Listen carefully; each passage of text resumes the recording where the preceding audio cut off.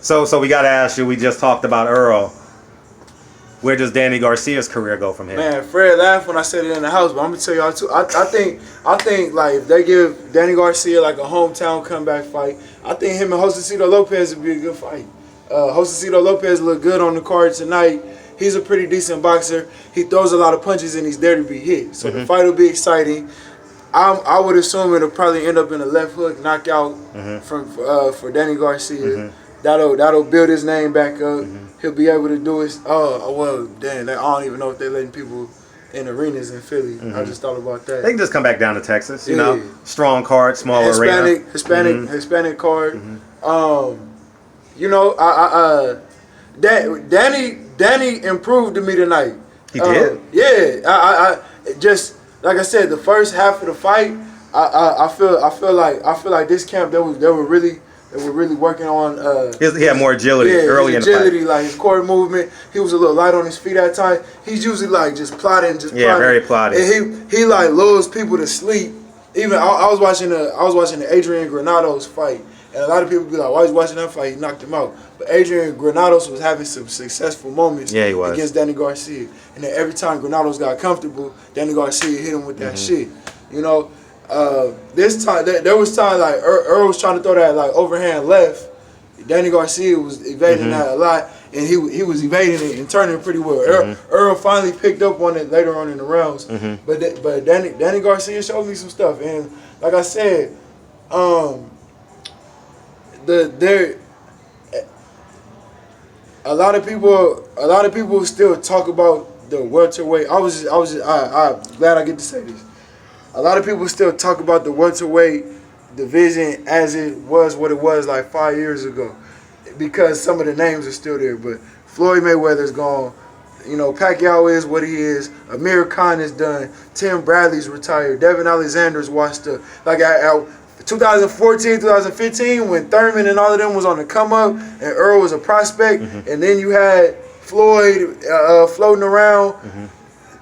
Not Colo. He was at 54. You know, I get you. 147 was lit. Danny Garcia, I feel like could beat Sean Porter on a given night. Danny Garcia could beat Keith Thurman on a given night. Keith Thurman almost got knocked out by Josecito Lopez. You know what I mean? So I don't think it's done. I can't see him. He looked big tonight, but I can't see him doing much at 154 because 154. Earl. No, Danny. Oh, Danny. Oh, for sure. 154 is a tall division now. Yeah. Like what? Like what we saw tonight. The nigga 6'6". You saw a motherfucker taller than me. That shit is crazy. I'm 6'4.5". Yeah. You feel me? Like I don't know how that motherfucker got down to 154. That's crazy. Like I don't even look that big. I'm 220. You feel me? So that so I can't see him really moving up to 154, especially since he doesn't move a lot, and these dudes is 5'10" and up at 154. I can't really see.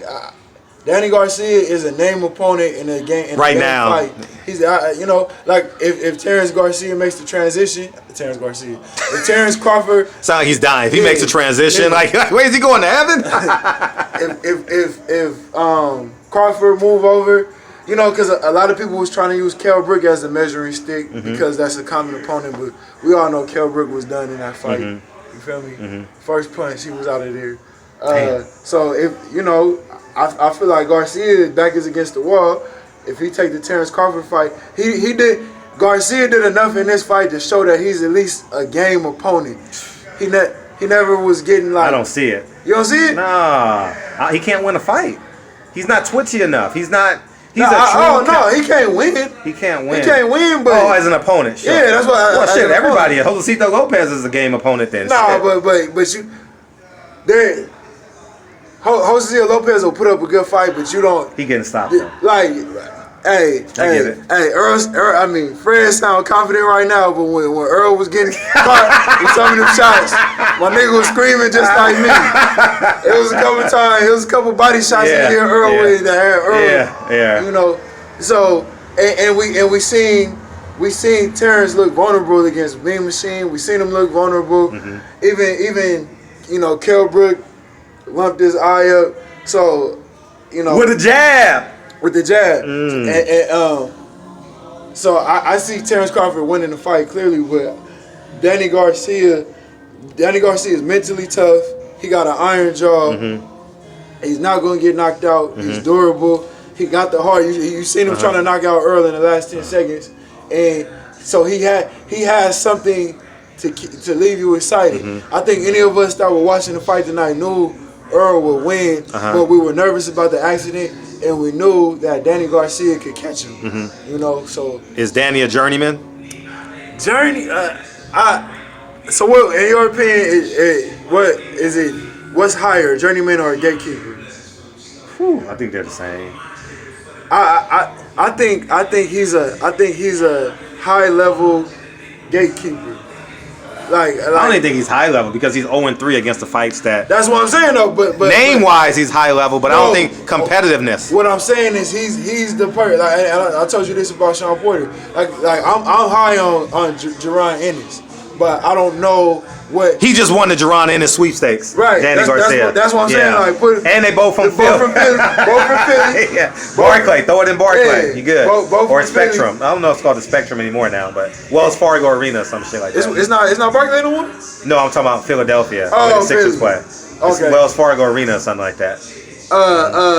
Jaron Ennis has shown me enough to show me he got the goods. His knockout was incredible last fight, but it was against an opponent. And he fights next week. Oh, he does? Yeah. Oh, I'm gonna be tuned in. Yeah. Oh, because it was supposed to be old boy, but he got COVID. Yeah, Delorme. It's supposed to be Delorme. And see, that would have been a good measuring stick fight because Delorme's skilled, but he ain't got no chin. Yeah.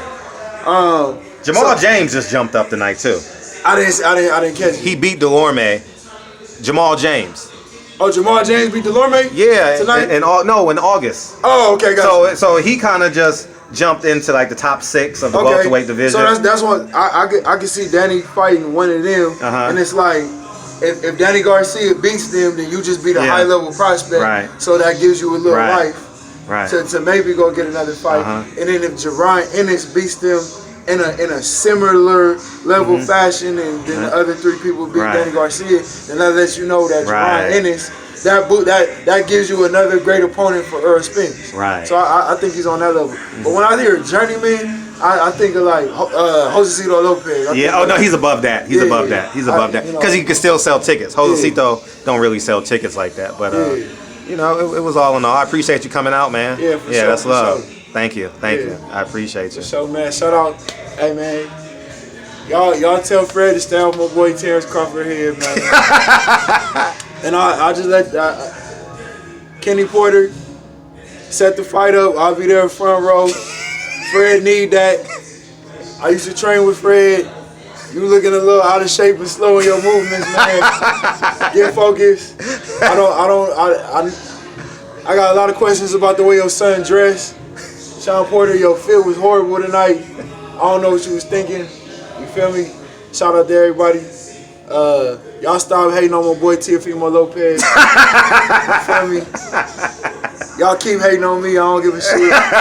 Salute to everybody in Barbershop Conversations that fuck with me. You feel me? And we out this thing. Appreciate you, King. Thank you for coming through tonight, man. Appreciate you, man. Thank you, dog. Appreciate you. It was good.